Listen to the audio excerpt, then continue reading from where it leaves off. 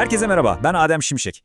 Bugün doğanın en şüpheli ve şaşırtıcı zekalarından birini, kargaları konuşacağız. Şöyle bir düşünün, sabah uyanıyorsunuz ve dışarıdaki o bildiğimiz vahşi kuşların normalde bizim yapmamız gereken çöp toplama işlerini gönüllü olarak yaptığını görüyorsunuz.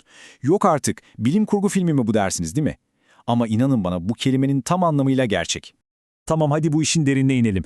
Fransa'daki Puy du Fou adlı tema parkında tam olarak bu inanılmaz durum yaşanıyor şu an. Park yönetimi ne yapmış biliyor musunuz? 6 tane özel eğitimli kargadan oluşan bayağı resmi bir temizlik ekibi kurmuş. Bu inanılmaz zeki kuşlar parkın içinde öylece dolaşıp insanların yere atmaya hiç çekinmediği sigara izmaritlerini ve küçük çöpleri topluyorlar. Tabii bunun karşılığında da en sevdikleri ödül mamasını kapıyorlar. Yalnız buradaki o devasa ironiyi fark ettiniz mi? Parkın başkanı Nicolas de Villiers'ın harika bir sözü var. Aslında tüm bu çabanın özünü özetliyor. Diyor ki, biz kargaları değil, insanları eğitiyoruz. Gerçekten de öyle. Kendi yarattığımız, etrafa saçtığımız ve çöpe atmaya üşendiğimiz o toksik atıkları temizlemeleri için gidip vahşi kuşları eğitiyoruz. Yani asıl mesele kargalara iş vermek falan değil, düpedüz biz insanları kendi tembelliğimizle yüzleştirmek. Evet, bu kuşların ne kadar inanılmaz bir hızla çalıştığını anlamanız için şu detayı vereyim. Tek bir karganın koca bir çöp kovasını ağzına kadar izmaritle doldurması sadece 45 dakika sürüyor. İnanılmaz değil mi? Peki ama onları bu kadar yetenekli yapan o sır ne? Primatlara denk bir zeka. Gelin şimdi bu olayı biraz tersine mühendislikle inceleyelim ve kargaların bu imkansız gibi görünen işleri başarmasını sağlayan o muazzam bilişsel birime bir göz atalım. Şimdi kargalar ve primatların zihinsel kapasitelerini karşılaştırdığımızda çok ilginç bir tablo çıkıyor karşımıza. Bakın, primatlar genel yenilikçi davranışlarda veya alet kullanımında ipi göğüslüyor olabilir, doğru.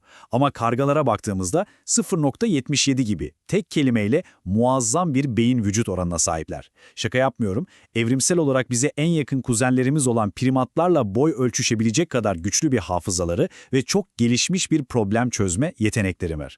Ve bu durum şunu harika bir şekilde örneklendiriyor. Yeni Kaledonya kargası Betty'nin o meşhur ve şaşırtıcı hikayesini. Bilim insanları bir deney sırasında Betty'nin bir tüpün içindeki ete ulaşması için ortaya dümdüz bir tel bırakıyorlar. Betty ne yapıyor dersiniz? Daha önce hayatında hiç görmediği bu düz teli sadece duruma bakarak anında büküyor, bir kanca haline getiriyor ve yemeğini çekip çıkarıyor.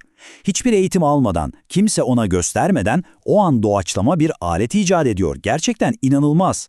Üstelik kargaların zekası sadece bireysel bir şey değil, bunu kültürel olarak da birbirlerine aktarabiliyorlar. Mesela Japonya'nın Sendai şehrinde kargalar kendi başlarına kıramadıkları cevizleri arabaların geçeceği yollara, tam da yaya geçitlerine bırakıyorlar. Arabalar geçip cevizleri eziyor ve kargalar sadece kırmızı ışık yandığında, yani trafik tamamen durduğunda aşağı inip güvenle yemeklerini yiyorlar. Dağda delicesine biliyor musunuz? Bu dahiyane taktiği birbirlerine öğretiyorlar.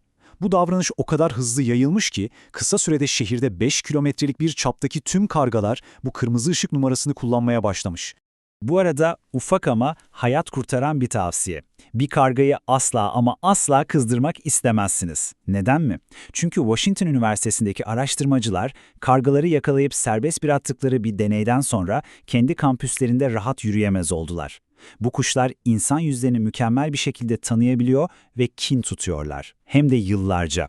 Deneye katılan öğrenciler mezun olup yıllar sonra kampüse döndüklerinde bile kargalar onları anında tanıyıp bağırarak taciz etmeye devam etmiş. Bu yüzden araştırmacılar yeni deneyler yaparken tanınmamak için devasa peruklar ve garip maskeler takmak zorunda kalıyorlar. Gerçekten şaka gibi. 3. bölüm, karga otomatı nasıl doğdu? İşte tam bu noktada Joshua Klein adlı araştırmacının aklına bir fikir geliyor. Diyor ki, bu süper uyum sağlamış, hayatta kalma uzmanlarıyla savaşmak yerine neden karşılıklı fayda sağlayan bir sistem kurmuyoruz? Şimdi, buradaki verilerde asıl ilginç olan şey şu: kentsel alanların nasıl kullanıldığına baktığımızda, insanların banyolara doğru yayılmasının kargaları nasıl daha yoğun insan habitatlarına ittiğini açıkça görebiliyoruz. Şehirler onlar için adeta devasa bir açık büfe haline gelmiş. Hatta öyle ki şehir kargalarının diyetinin %65'i tamamen bizim çöplerimizden oluşuyor. Peki size çok basit ama bir o kadar da zorlu bir soru sormak istiyorum. Vahşi bir kuşu bir otomat makinesini kullanmaya nasıl ikna edersiniz? Sonuçta karşılarına geçip onlara bir kullanım kılavuzu okutamazsınız, değil mi? İşte bu sorunun cevabı Joshua Klein'in kargaların psikolojisini tersine mühendislikle çözerek geliştirdiği o harika bulmacada yatıyor. Hadi şimdi sıkı bir Skinner tarzı koşullandırma prensibiyle çalışan kargo otomatının yani Crowbox'un davranışsal psikolojisine doğru bir geçiş yapalım.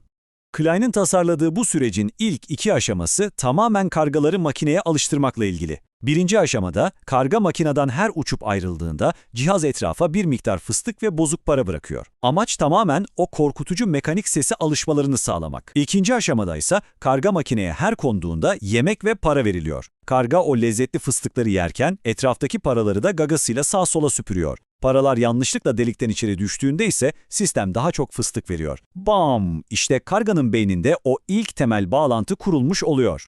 Üçüncü aşamada ise o kritik kırılma noktası yaşanıyor. Karga makineye konduğunda artık bedava fıstık yok, sadece bozuk para var.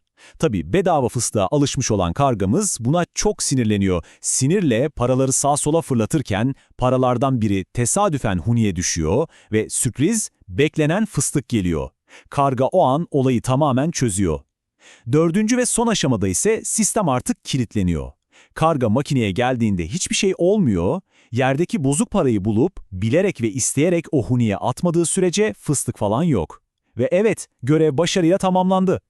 İşte tam bu noktada kargaların diğer hayvanlara kıyasla ne kadar farklı bir dirence sahip olduğunu çok net görüyoruz. Mesela sincaplar. Sincaplar bu makineye geldiklerinde yiyecek bulamayınca hemen sıkılıp orayı terk ediyorlar. Ama kargalar öyle mi? Asla. Israrla makineyi dürterek, gagasıyla vurarak o bulmacayı aktif bir şekilde çözmeye odaklanıyorlar. Ve işin en komik tarafı ne biliyor musunuz? Zeki bir karga son aşamayı çözdüğünde etraftaki diğer kargalar gelip de ondan bu numarayı öğrenene kadar kısa süreli bir fıstık krallığı kuruyor ve tüm fıstıkları tek başına mideye indiriyor. Şimdi laboratuvardan çıkıp gerçek dünyaya bu 4 aşamalı metodolojinin nasıl o devasa vizyona dönüştüğüne bir bakalım. Yani buradaki can alıcı nokta şu. Joshua Klein'in vizyonu sadece 3-5 kargaya fıstık karşılığı izmarit toplatmak değil. Onun asıl amacı kargaları büyük ölçekli ve tamamen otonom kentsel sorunların çözümünde kullanmak. Düşünsenize, stadyumlardaki devasa konserlerden sonra etraftaki çöpleri toplayan kargalar ya da hassas gagalarıyla çöpe atılmış elektronik eşyalardaki o minicik ama pahalı parçaları ayıklayan kuşlar. Hatta olağanüstü hafıza ve görüş yetenekleriyle arama kurtarma operasyonlarında bize yardım eden o uçan yardımcılar. İnanılmaz bir potansiyel var ortada. Ve sıkı durun, bütün bunlar sadece kağıt üzerinde bir hayal olarak kalmadı. Kargo otomatik kitleri sayesinde gerçek pilot programlar şu an Avrupa'nın dört bir yanına yayılmış durumda. Hollanda'daki Crowded Cities girişimi, Paris'te hayvanat bahçelerinde testler yürüten Birds for Change organizasyonu veya İsveç'te belediyeye pilot proje sunan Corvid Cleaning isimli startup, bunlar sadece aklıma gelen ilk örnekler. Bu girişimler Fransa'daki Puy du Fou Parkı'nda gördüğümüz o muazzam başarıyı alıp gerçek şehir hayatının o karmaşık sokaklarına entegre etmeye çalışıyorlar. İncelememizin sonuna gelirken sizi gerçekten düşünmeye itecek provokatif bir soruyla baş başa bırakmak istiyorum. Eğer vahşi kargalar dünyamızı temizlemek gibi tamamen yapay bir duruma bile bu kadar hızlı uyum sağlayabiliyorsa, peki ya biz insanlar? Biz kendi dünyamızı kendi ellerimizle yok etmeyi bırakmaya uyum sağlayabilecek miyiz? Bu olağanüstü kuşlar bizim çöplerimizi toplarken biz kendi sorumluluklarımızın ne kadar farkındayız? Gerçekten üzerine düşünmeye değer değil mi? Bu harika konuyu bizimle keşfettiğiniz için çok teşekkürler. Bir sonraki incelememizde görüşmek üzere. Kendinize iyi bakın.